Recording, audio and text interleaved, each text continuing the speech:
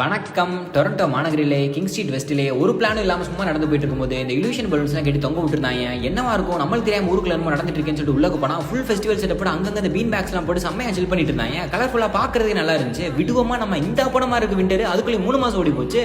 அப்புறம் நான் இங்கிட்டு இருந்து ஒரு 4 மாசத்துல மறுபடியும் மெல்லிய சாரலோட கிளம்பி வந்துருவாங்க. அதனாலேயே இந்த டைம்ல இந்த அவுட்டோர் கிக்ஸ்க்குலாம் பஞ்சமே இருக்காது. இது என்ன நீங்களாயா அட கவர்மெண்ட் லாட்டரி நம்ம ஒரு மேட்ச் போடுவோமா?